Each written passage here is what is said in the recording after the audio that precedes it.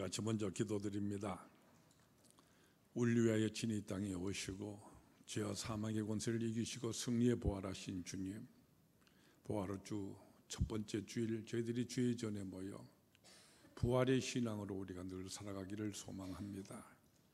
예배드리는 이 시간에 우리에게 주시는 성령의 음성을 이 시간 우리가 듣기를 원합니다.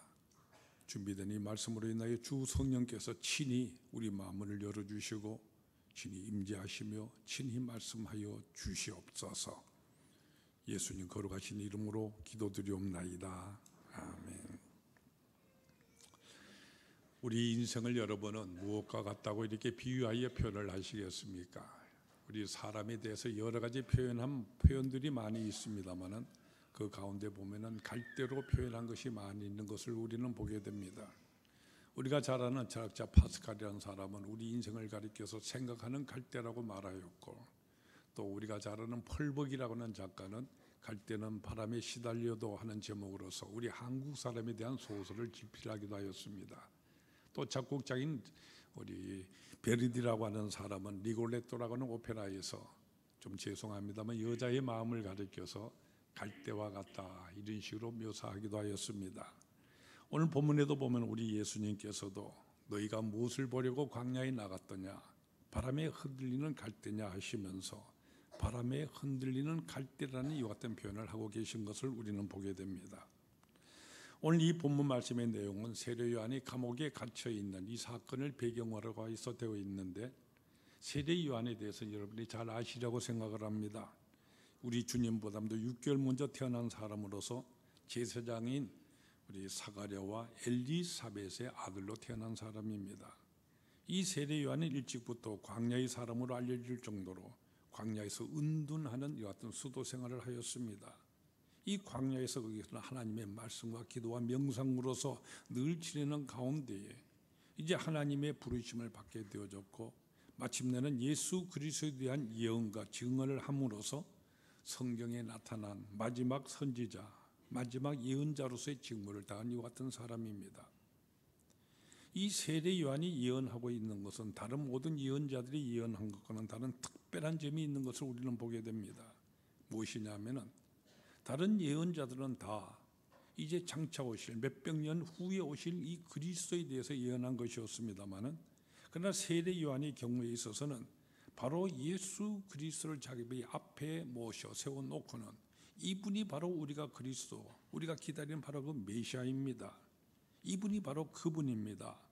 이렇게 증거하는 이와 같은 예언을 한 것입니다. 그런데 바로 여기서 우리는 세례 요한이 당시에 얼마나 모든 사람들로부터 훌륭하게 존경을 받고 있었던가 하는 것을 알 수 있는 한 중요한 포인트를 우리는 보게 됩니다. 이렇게 진정한 메시아를 앞에 세워놓고 바로 이분이라고 증언을 해 주었다고 한다면, 만약 여러분이 그동안요 메시아의 도래하심을 그렇게 오랫동안 간절히 기다리고 있는 가운데 그러면서 세례 요한을 따르고 있었다고 했었을 때 이와 같은 말을 들었다고 한다면 여러분이었다면 어떻게 하셨을 것 같습니까? 우리가 복음서에 보는 바대로 이분이 바로 그리스도라고 하는 이와 같이 일러주시는 말씀이 있었는데도 불구하고 세례 요한 제자들 가운데 그 소수를 제외하고는 모두가 대부분 제자들이 여전히 요한의 제자로 남아 있었고 요한을 따르고 있었다고 하는 바로 이 점입니다. 이 세례 요한은 그 정도로 매우 훌륭한 존경을 받고 있던 이와 같은 선지자였던 것입니다. 그렇기 때문에 오늘 본문 말씀에도 보면은 예수님께서도 세례 요한을 일컬어서 여자가 낳은 사람들 중에 세례 요한보다 더 큰 이가 난 일이 없다고 말씀하시고, 또한 오리라고 예언내드는 엘리야가 바로 이 사람을 가리킨 것이다. 바로 이렇게 그의 중요함과 대단함에 대해서 인정해 주고 있는 것을 우리는 보게 되는 것입니다. 근데 오늘 본문 말씀에서 우리는 또한 우리가 아주 의아해 할 수밖에 없는 그와 같은 경우를 우리는 또한 만나게 됩니다. 바로 이와 같은 그가 이제 감옥 속에 갇혀 있는 가운데 자기 제자들 예수님께 보내어서 질문을 하고 있는 것입니다. 오늘 본문 3절에 나오는 말씀의 내용이죠. 그가 제자를 보내서 예수께 여짜오되 오실 그이가 당신입니까? 아니면 우리가 다른 어떤 사람을 또 기다려야 할 것입니까? 이렇게 예수님에게 질문을 하고 있는 것입니다. 여러분, 여기 세례 요한이 하고 있는 질문, 이 질문 여러분은 어떻게 보십니까? 도대체 어쩌자고 이와 같은 질문을 하는 것입니까? 바로 메시아 예수, 그에 대해서 증거했던 사람이, 그것도 바로 눈앞에 세워두고 그분을 향해서 증거했던 그가 이제는 예수님 본인에게 당신이 메시아입니까 아닙니까? 우리가 다른 사람을 기다릴까요? 이렇게 질문을 하고 있는 것입니다. 물론 세례 요한 지금 감옥에 갇혀 있는 몸이기 때문에 이와 같은 처지에서 상당한 시간이 흐르고 보니까 이제는 그의 몸도 마음도 다 지쳐버린 이와 같은 결과 때문이었다고 우리는 이해해 줄 수 있을지도 모릅니다. 그러나 생각해 보세요. 이는 처음부터 있을 수도 없고 있을 수도 없는, 또한 자기 스스로에 대해서도 자기를 모순에 처하게 만들어버리는 이와 같은 질문을 그가 하고 있는 것입니다. 그는 예수가 메시아있음을 증언하였었는데 이렇게 그 자신이 여기에 대해서 확신하지를 못하고 이와 같은 질문을 하고 있다고 한다면, 그러면 그가 그동안 해왔던 모든 예언과 증언들, 그 모든 것이 다 무엇이 되어버리고 마는 것입니까? 이제 이와 같은 질문에 대해서 예수님께서 대답을 하여 주시는데, 먼저는 너희들이 본대로 가서 말에 전해 주어라 하는 대답입니다. 우리가 5절 말씀을 보면은 맹인이 보고 못 걷는 사람이 걸으며 나병 환자가 깨끗함을 받으며 못 듣는 자가 들으며 죽은 자가 살아나며 가난한 자에게 복음이 전파된다고 하라. 무슨 말씀인 것입니까? 이렇게 너희가 보고 들은 바를 가서 그대로 전하라. 이 내용들이 무엇을 말하고 있는 것이냐? 예수님께서는 굳이요 구간 설명을 하시지 않습니다. 또한 세례 요한과 같은 나약하고 희미한 상태에 대해서 심판하는 말씀을 하시지도 않습니다. 그저 담담한 표현으로서, 그러면서 매우 확실한 대답으로서 너희가 본 그대로 들은 대로 가서 말해 전해 주어라 하시는 것입니다. 그리고 계속하여서는 누구든지 나로 말미암아 실족하지 아니하는 자는 복이 있도다 하시고는 세례 요한의 제자들이 떠난 다음에 계속하여 이렇게 말씀을 하셨습니다. 너희가 무엇을 보려고 광야에 나갔더냐? 바람에 흔들리는 갈대냐? 바로 이 갈대라고 하는 이 식물, 특별히 요단강 언덕에 많이 자라고 있는 이와 같은 식물입니다. 갈대에 대해서는 여러분이 잘 아시고 계실 것입니다만은 일종의 이것은 풀과 같은 것으로서요 몸통이 가늘지만 길이가 2-3m나 되는 이런 것들도 있습니다. 또 물기가 많은 곳에 빽빽하게 자라는 것을 우리가 보게 되는 것이죠. 그러나 이 식물 워낙 가늘고 길기 때문에 그저 약간 이 바람만 불어도 이게 흔들리면서 소리를 내게 되는 것입니다. 따라서 이 갈대는 두 가지 특징이 있게 되어지는데, 그 하나가 무엇이냐면은 이것은 약하여서 잘 부러진다고 하는 것입니다. 그래서 성경에다 보면 표현이 있지 않습니까? 상한 갈대를 꺾지 아니하시며 이렇게 말씀하고 있는데, 아무튼 이 갈대라는 식물 잘 상하고요 잘 부러지는 이와 같은 약한 식물입니다. 그리고 두 번째 특징이 있는데, 이것은 쉽게 흔들린다고 하는 것입니다. 그렇기 때문에 아주 약한 바람에도 이리 흔들리고 저리 흔들리다가, 그러다가 모진 태풍이 다 불어오게 되지만 모조리 다 부러져 버리면 그대로 다 사라져 버리고 마는, 이것이 바로 갈대인 것이죠. 따라서 갈대에게는 이 두 가지 특징을 우리가 놓고 생각할 때에 갈대와 같은 사람, 어떤 사람인 것입니까? 분명히 뿌리가 있고 수분도 좋아요. 그리고 속이 잘 자라기도 합니다. 그러나 이것은 참으로 약합니다. 그렇기 때문에 약한 자를 가리켜서 갈대와 같다 이렇게 말하게 되는 것입니다. 그러나 여기서 우리가 분명히 기억하고 지나갈 것이 중요한 사실이 있는데, 여러분, 약하다는 이 말과 악하다 하는 이것은 같은 것이 아니라고는 바로 이 사실인 것이죠. 예를 들어서 우리가 베드로의 경우를 생각해 보십시오. 베드로가 예수님을 닭 일기 전에 3번이나 모른다고 부인을 했는데, 이것은 그가 약했기 때문이지 악했기 때문인 것은 아닌 것은 우리가 알고 있는 사실이지 않습니까?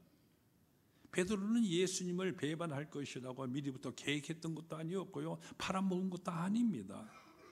진정으로 그 자신은 예수님을 사랑을 했습니다. 그러나 약했기 때문에 그렇게 모른다고 부인하게 되어버린 것이지요. 그렇기 때문에 부활하신 예수님께서 네가 나를 사랑하느냐 물으셨을 때 내가 주를 사랑하는 줄 주께서 아시나이다. 이렇게 그는 대답할 수가 있었던 것입니다. 네가 나를 사랑하느냐? 내가 주를 사랑하는 줄 주께서 아시나이다. 물론 여기에 대해서 예수님께서 사용하는 사랑이라는 단어, 우리가 헬라말로 볼 때는 아가페라는 단어를 쓰기 때문에 이 아가페와 같은 순수한 희생적인 이런 사랑으로 네가 나를 사랑하느냐 주님께서 물으셨고, 여기에 대해서 베드로는 필로라고 하는 대답을 합니다.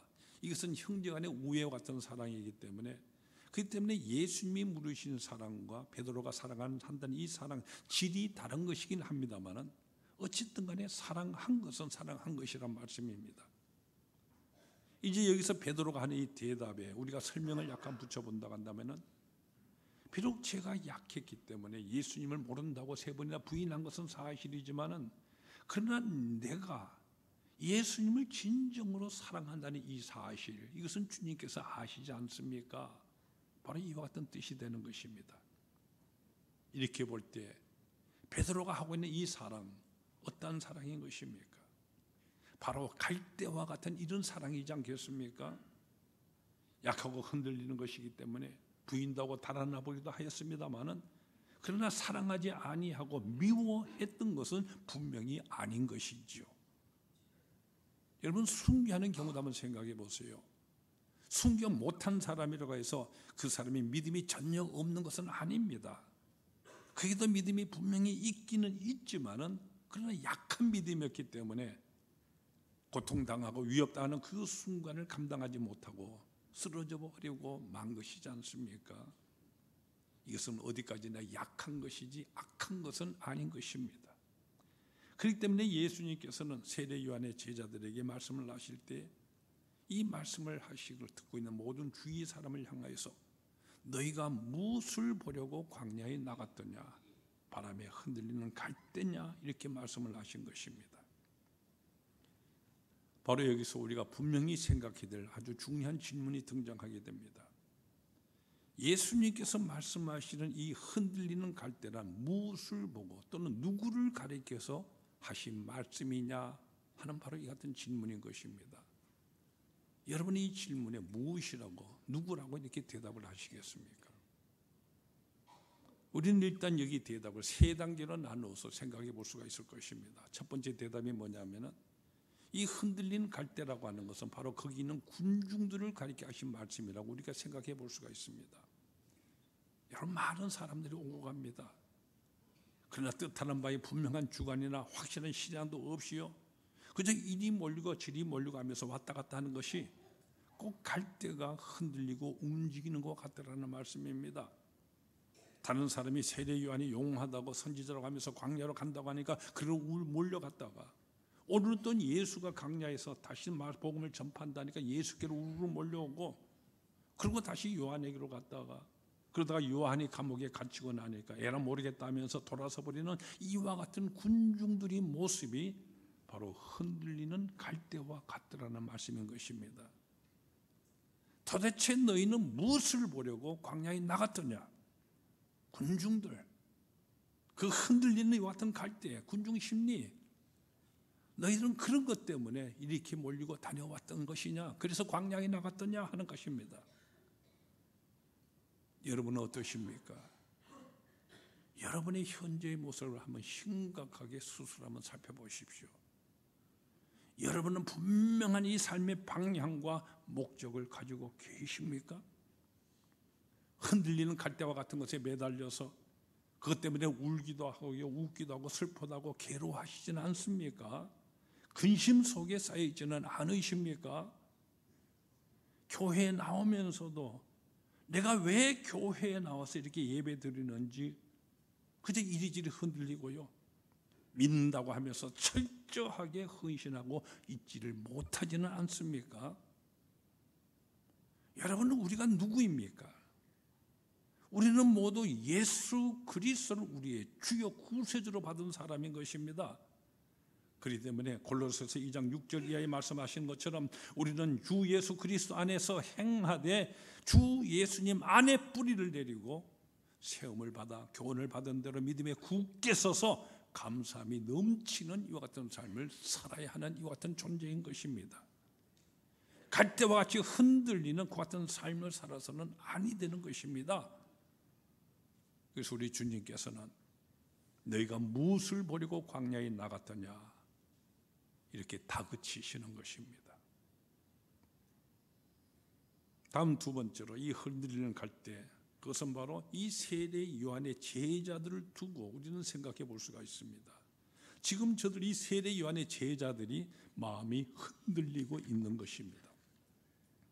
지난날의 세례 요한, 비록 그가 남루한 옷, 약대토 옷을 입고요, 광야에서 메뚜기나 잡아먹으면서 이런 흉한 모습으로 지내기는 하였지만은 그의 영적인 권위 아주 놀란 것이어서 그가 바로 메시아인 줄로 착각되어질 이 같은 정도였습니다.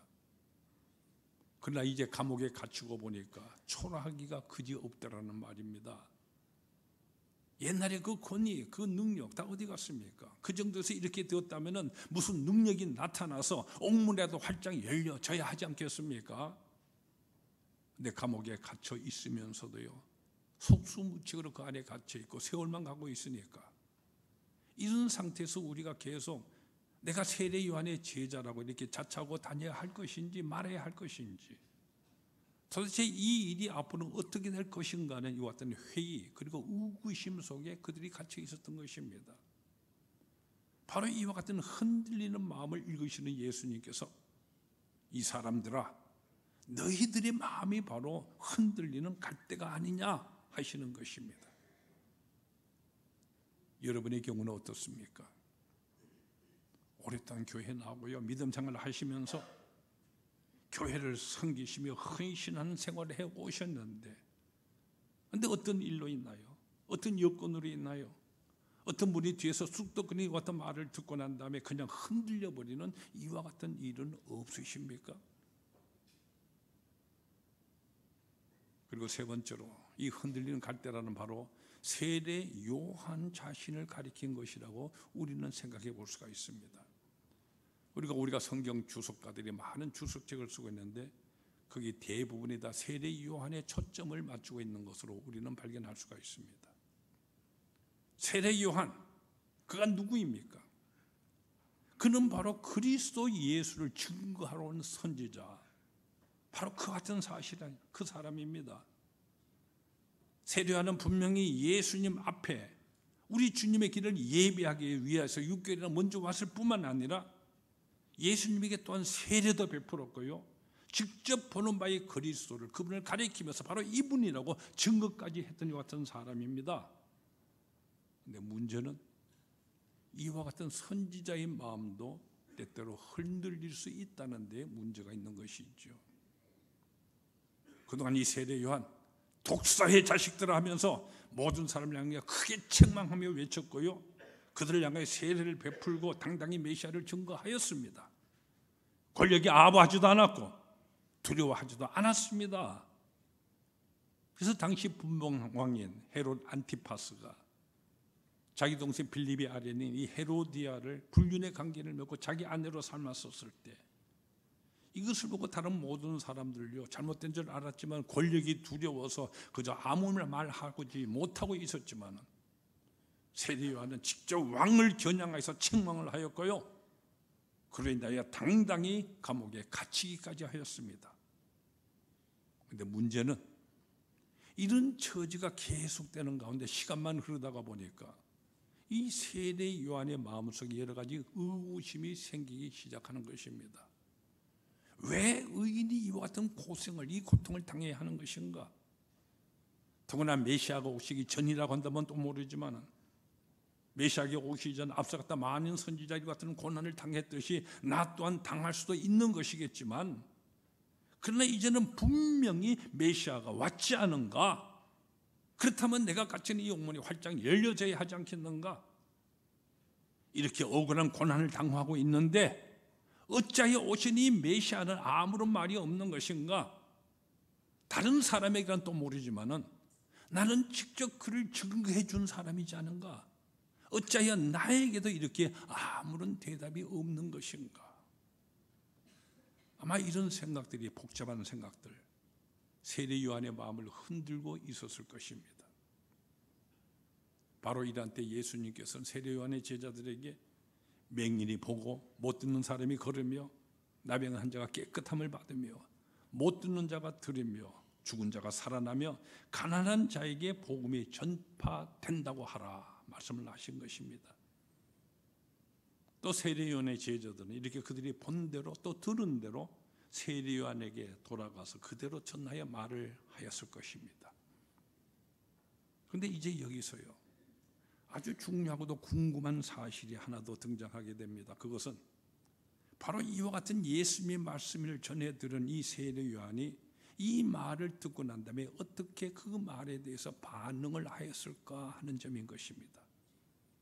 그와 같은 말씀을 전해 들었을 때 아멘 하고는, 그렇다면 메시아는 과연 오셨구나, 이제 나는 여기서 이대로 죽어도 여한이 없다, 영광이로다, 이렇게 했을 것인지, 아니면은 그것이 만약 사실이라고 한다면은 그러면은 이 옥문까지 열어 주셔야지, 다른 사람도 아닌 내가 이렇게 여기 갇혀 있는데 이렇게 하고 있었을 건지, 바로 이 두 사실입니다.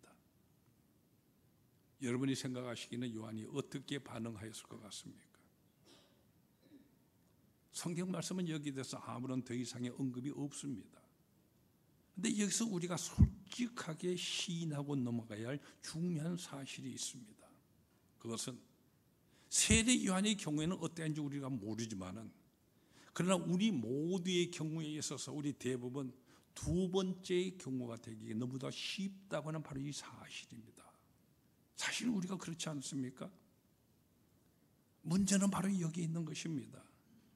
예수님께서 죽은 자를 살리고 나병한 자를 깨끗이 하든지 간에 그것은 그쪽 얘기지 내게 직접 생긴 일은 아니지 않느냐는 것입니다.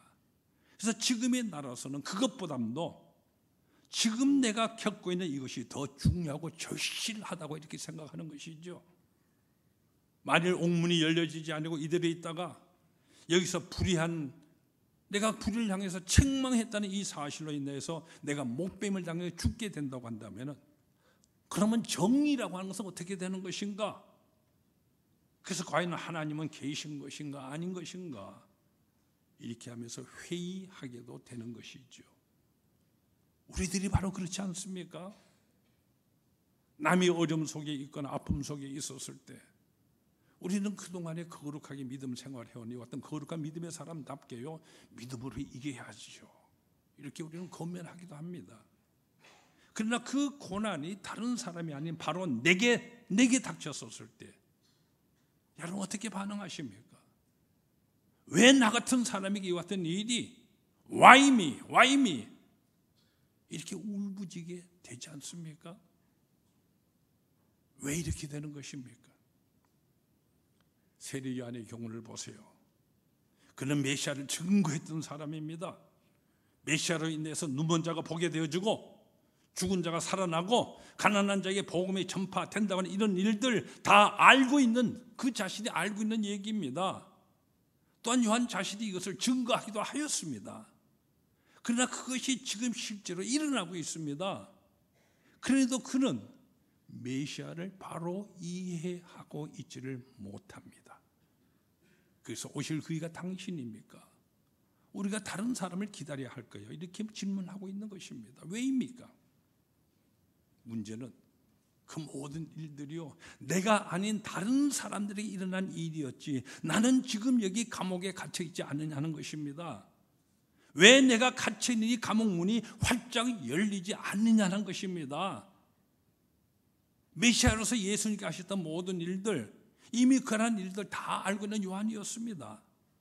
그러나 내가 지금 당하는 고난을 중심으로, 바로 나를 중심으로 해서 메시아를 이해하려고 하였기 때문에 메시아인 예수를 바로 이해할 수가 없었던 것입니다.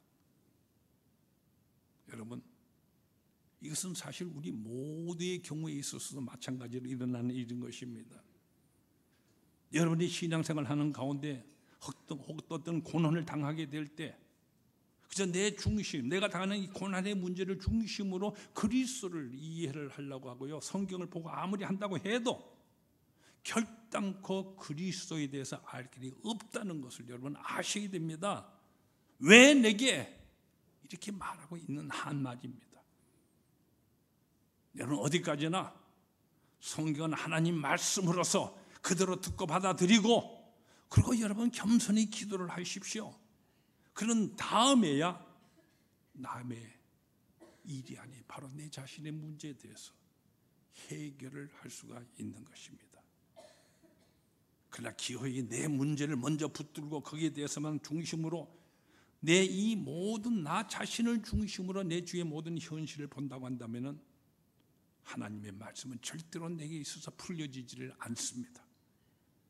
그렇기 때문에 예수님께서 오늘 본문 6절에서 누구든지 나로 말미암아 실족하지 아니하는 자는 복이 있다고 이같이 경고의 말씀을 하시는 것입니다. 이 말씀을 바꾸어서 말하면 예수님에 대해서 항상 만족하는 사람이 복이 있다는 이 같은 말씀입니다. 내가 지금 병이 들어도 만족하고, 내가 때로는 실패를 해도 만족을 하고, 감옥에 가서도 만족을 하고, 내가 어떤 굴욕을 당한다고 해도 예수로 인하여 만족한 그 사람 복이 있다는 말씀입니다. 어떤 상황에서도 예수만 발견할 수 있다고 한다면 그것으로 만족하고 행복하게 사는 사람, 거기에 진정한 하나님이 복이 있게 된다는 말씀인 것입니다. 실제로 우리 주위를 보세요. 어떤 분은 건강을 잃어버렸습니다. 그러나 오히려 그 일로 인하여서 예수님을 만난 사람이 있습니다. 어떤 사람의 경우 사업에 실패를 하였습니다. 오히려 그 일로 인하여 더욱더 예수 그리스도로 가까이 가게 되었습니다. 그들의 고백이 무엇입니까? 이제는 내가 그리스도를 얻었으니 모든 것이 나에게는 복이라고 이 사실을 깨닫는 것이지요. 그래서 토마스 아켄피스라는 분이 있습니다. 이분이 여러 달 동안 기도하는 가운데 드디어 하나님의 음성을 듣게 되었습니다. 무슨 음성이 들려왔느냐면 너는 내게 구하여라, 내가 너에게 무엇을 해줄까 하는 이 같은 음성이었습니다. 여러분 생각해 보세요. 얼마나 좋은 말씀입니까? 내가 구하는 대로 다 얻을 수 있다고 하니 얼마나 좋은 기회인 것입니까? 여러분이 그 같은 경우에 있었다고 한다면 여러분 무엇을 구하시겠습니까? 근데 토마스 아켄피스는 이렇게 대답을 하였습니다. 주님, 나는 그리스도 외에는 아무것도 바라는 것이 없습니다. 바로 이 같은 체험을 주제로 해서요, 그 유명한 책인 그리스도를 본받아 하는 이와 같은 책을 그는 신앙 고백처럼 저술을 하게 된 것입니다. 오직 그리스도만을 얻고 싶고요, 오직 그리스도만을 담고 싶고, 그리스도 한 분만으로 만족하는 사람, 이와 같은 사람을 우리 주님께서 내려다보시면서 나로 말미암아 너는 실족하지 아니하니 너 같은 사람이 복이 있다고 말씀을 하시는 것입니다. 어떤 경우에 처한다 하더라도 나로 말미암아 실족하지 않는 자, 다시 말하면은 나로 말미암아 어떤 지경에 있다 할지라도 만족해하는 그 사람에게 복이 있다는 이 같은 말씀인 것입니다. 참된 믿음의 사람은 왜 내게 Why me? 이렇게 말하지 않습니다. 오히려 Why not me? 왜 나라고 이와 같은 일이 내게 없을 것인가? 이렇게 말할 수 있어야 됩니다. 그렇지 못할 때는 바람에 흔들리는 또 하나의 갈대가 될 뿐인 것입니다. 여러분의 경우는 어떠하십니까? 흔들리는 갈대입니까? 나약하십니까? 이리저리 흔들고 계시지 않습니까? 이사야서 26장 3절에 보면은 주께서 심지가 견고한 자를 평강하고 평강하도록 지키시리니 이는 그가 주를 신뢰함이니이다, 이렇게 말씀하고 있습니다. 심지가 견고한 사람, 마음의 뜻이 굳은 사람, 끝까지 흔들리지 않는 사람,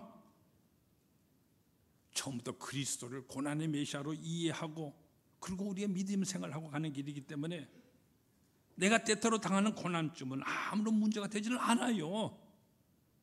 오히려 이 일을 통하여 예수 그리스도를 더 알리고 더 가까이 가게 되어지고, 그래서 오직 그분 그리스도만 영광을 받으시면 되는 것입니다.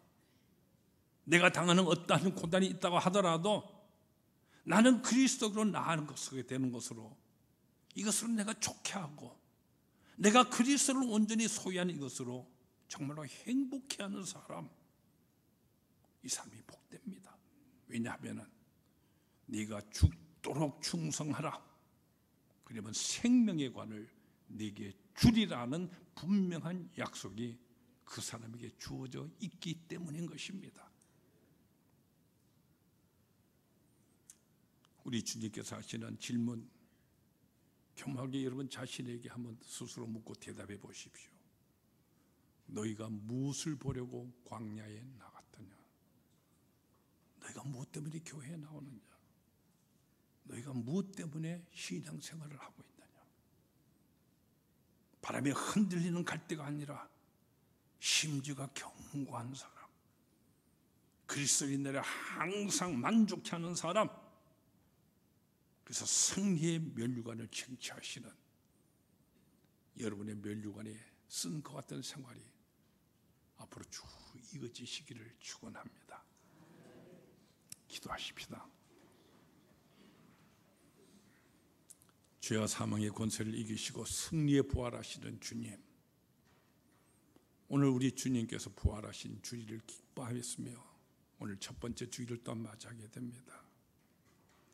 우리가 주님의 부활이 나의 부활로 우리가 확신하고 있다고 한다면 거기에 비추어 나의 믿음의 생활, 오늘 나의 헌신, 나는 너무 이기적으로 내 자신 중심으로 내 생각을 다른 사람에게 토해내고 주님께 절대적으로 내 자신을 바치고 순종하기보다는 이런저런 구실로 변명하고 있는 나 자신은 아닌지 스스로 돌이켜볼 수 있도록 도와주시옵소서.